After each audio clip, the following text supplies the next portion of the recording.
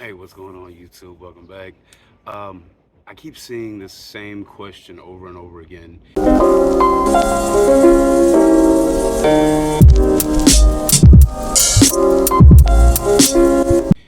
a lot of the gardening groups that I'm in on Facebook. And quite frankly, I think I know what the problem is.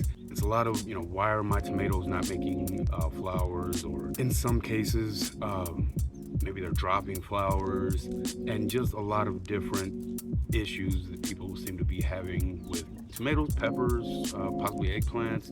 Most of the questions I think are probably geared towards tomatoes and peppers. And I think I've kind of pinpointed one of the problems. There are many. I'll touch on a few, but I just want folks to understand you're probably using the wrong fertilizer. I keep seeing people suggesting that you use fish emulsion to fertilize things like peppers and tomatoes. Now, you're not wrong. Unfortunately, a lot of people are assuming that this can be used or should be used throughout the life of the plant, the pepper or tomato. And this would be a great fertilizer for something like spinach or lettuce or cabbage. Of course, I prefer something like blood meal in that case. But what we have to understand is that with things like peppers and tomatoes, we're trying to grow fruit. So we need the flower first. That flower will be fertilized or pollinated and then turn into a fruit eventually. It seems like new gardeners are giving advice to new gardeners. And that's a little bit like the blind leading the blind, isn't it? If you're a new gardener, I'm not bad mouthing you. I'm just saying you probably need to go back, do a little bit more research before you start giving advice. This right here, this fish emulsion, is a 5-1-1. That's nitrogen, phosphorus, and potassium. Every container of fertilizer you buy is required to have this nutrient analysis on them. Now, if you go to the back, it will tell you, it'll give you a breakdown of what those nutrients are derived from. So you're looking at here, we have a 0.5% ammoniacal nitrogen, 3.75 other water soluble nitrogen. So that's almost the entire 5% of this is soluble, almost. Now, then you also have 0.75% insoluble nitrogen. So it will break down after it passes through the body of a soil organism, whether it be bacteria, and then it'll be available to the plants. Now, if you're using this and only this, then you're gonna get really big plants. They're gonna be bushy and pretty, but they won't make any flowers. They don't need this through the entirety of their life. Early on, when they're seedlings, something like this, sure, I actually just gave these some fish emulsion earlier this afternoon. Fish emulsion is fine at this stage. I want these plants to get big and bushy. But if I'm already to this size and all I'm giving it is 5-1-1, if that first number is higher than the other two, that's just gonna keep continuing to grow big plants. If I'm looking at something like a 5-10-10, that's different because obviously those last two numbers are considerably higher. Of course, you will still grow big plants. So, I'm not saying that you don't want any nitrogen. Aim for something that's less soluble. So, blood meal would be a good one. There is some soluble nitrogen there, but anytime you have, all right, this is a 5-3-3. That's still not something that I would put much of on a plant this size.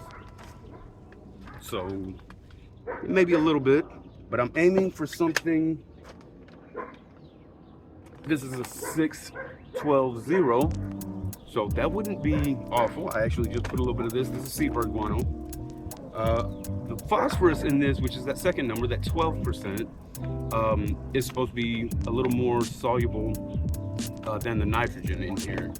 So that's always something to keep in mind. As potassium, which is that third number, that's what's going to promote flowering more so than the other two. Phosphorus is great for root growth, and for overall plant health. As far as potassium, a lot of that's going to be in the form of potash. I do use what's called langbeinite. It looks like a synthetic fertilizer, but it's a mined mineral that is I want to say it's 22% potassium, 12% magnesium, and I think 6% sulfur. So it's a potassium, magnesium, and sulfur fertilizer. It won't mess with the pH of your soil. It won't raise or lower it, so that's why I like it. It's also got that magnesium in there to keep from getting too out of balance there, because quite frankly, I still see a lot of people recommending that you put Epsom salt on tomato plants and all of that stuff, and that's great, but if you've already got plenty of magnesium in your soil, and very rarely are you going to be deficient in magnesium, you can end up creating a nutrient imbalance to where now any potassium that you put in your soil is not going to stay. It's got to be bound by cation exchange sites. So if too many of those sites are occupied by a magnesium molecule, then it's just not gonna hold any potassium. So you'll get, again, big green plants that aren't flowering. That's what I'm thinking is the biggest problem.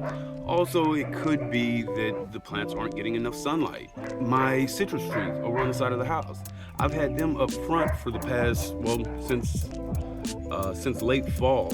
I moved them, or well, no, since early spring. I took them back outside and put them under an oak tree in the front yard. And that's kind of where I was trying to get them to rehab, because they had lost a lot of foliage, and one of them was really badly damaged by the sun, but we'll get into that in a different video. But those trees, they don't have any flower on them, any flowers.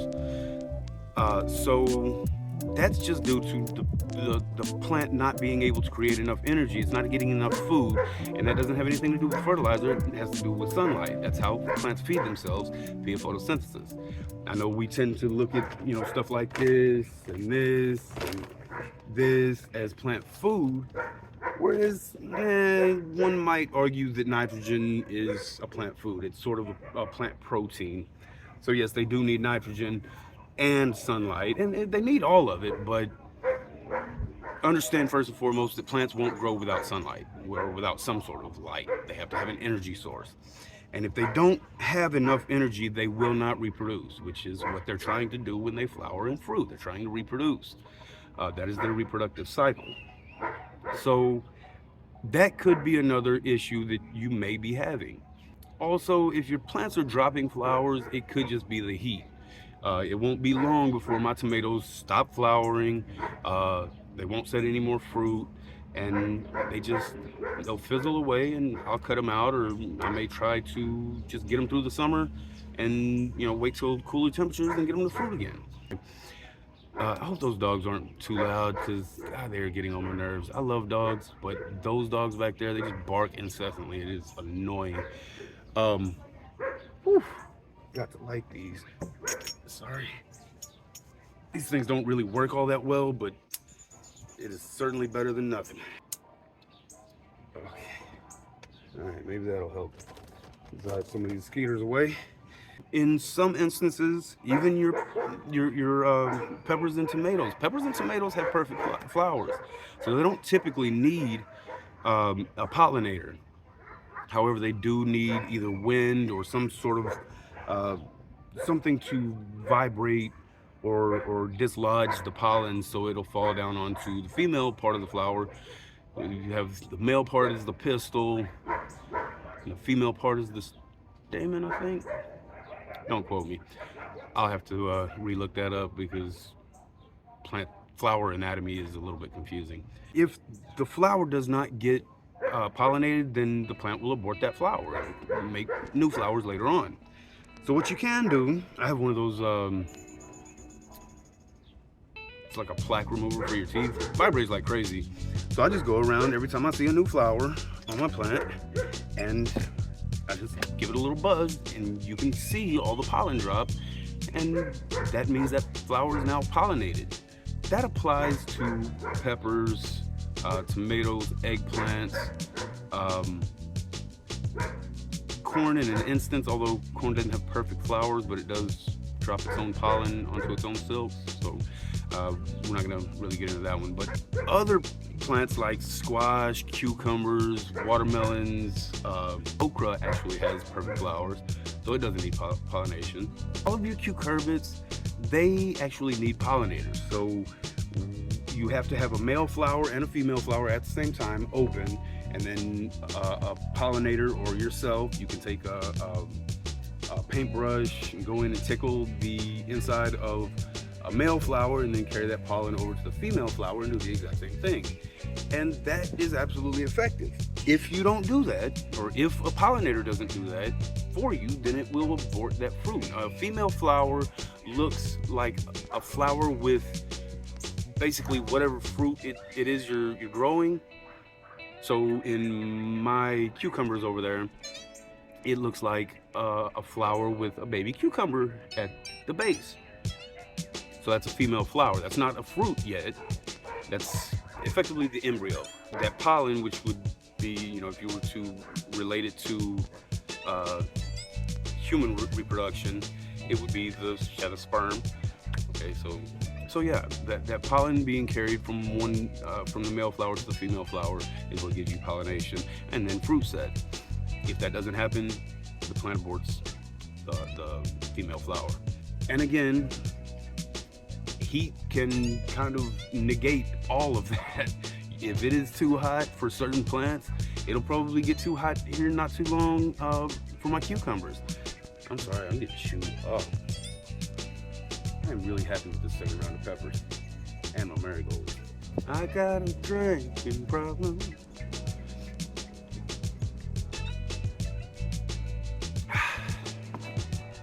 That's some good tea. So among other things, those are probably going to be your biggest issues with flowering and fruiting with peppers and tomatoes and your cucurbits. It's not a guarantee, but definitely stop with the fish emulsion once the plants are up and going and maybe yay big. Leave the fish emulsion alone. Find you something along the lines of maybe a 266 or a 264 is great. Yeah, and that's going to solve most of your fruiting problems. Now around here, it may be a little bit late because it's gonna warm up eventually. Now I would say get that on there as quick as possible and hope for the best. If you can find something where that first number is 0, a big old goose egg, that is fine. That is a-okay, particularly if you got really big plants. Also, something else that can really throw off that nutrient balance is that nitrogen is fixed in the soil in a couple of different ways. So even if you just add, if you were to put a fertilizer that was a 0.55 or 0.1010 or whatever, that plant can still get quite a bit of nitrogen just from rainwater, and not rainwater just itself. Like if you just get an afternoon shower, that's not going to add any nitrogen to your garden. It's got to be in some proximity to a lightning strike, so that the heat from that lightning oxidizes atmospheric nitrogen into rainwater, makes it soluble, and then your plants can take it up as soon as the water gets to the root system or even the leaves. So keep that in mind. Also, if you were to grow legumes and cut them off at the right time. Now, if you grow legumes to their full maturity, they're probably not going to leave any nitrogen there for you. Also, don't assume that your compost is high in nitrogen unless it's just composted manure. And even then, a lot of that nitrogen is gassed off as ammonia. That's kind of why you need to age manure hen manure, horse, chicken, horse, cow. You don't need to, goats and rabbits, stuff like that. You don't have to compost. They're not hot enough. But when someone tells you that manure is hot, it's because it has too much nitrogen, and you need to age it, let it gas off, let some of that ammonia get out, and then it's not really all that high in nitrogen. It's not really high in much of anything, but it is great for soil because it feeds the soil organisms that are making other nutrients available. Anyway, so yeah, it's more of a soil food rather than a plant food. We've already discussed the plant food thing. So anyway, I hope you learned some. I hope that kind of helps some folks issues with their plants not fruiting or flowering. I know it can be misleading when someone tells you that a fertilizer is great for plants. Yes, this is great for peppers. Yes, this is great for tomatoes. Yes, this is great for eggplants and squash and all that, as long as they're not much bigger than this, than these. These need to go on the ground. And as you can see, these are already making male flowers. You can see that flower right there, and then the straight stem. That's how, I don't know if y'all can see that, but here, let's use this one a little bit closer to the camera. Can y'all see that guy? That's a flower bud, and it's got a straight stem, so that's a male flower that's going to produce the pollen. Then it looks like we might have a female flower down here, but it's too small to really tell. Right there, it's not open, still about a week away from even trying to open. These guys need to go in ground. Hopefully I'll get that done. Oh, I just don't really have much room. I don't have any room for anything else. Yeah, well, I do. I've got to get those brassicas out of the bag. Anyway, I hope you enjoyed the video. I hope you learned something. I hope that solves some of your problems. And yeah, like and subscribe. I'd appreciate it greatly. My son would appreciate it. And the garden would appreciate it. I've got a lot of stuff I want to do out here, and just kind of, I don't know, I've got a lot of dreams for this garden, but I've also got a lot of weeds that say otherwise. So I really need to work more on the soil. And at the moment, I don't have the money to do that. So I'm going to enjoy the rest of my evening, and I hope you do the same. Y'all, take care.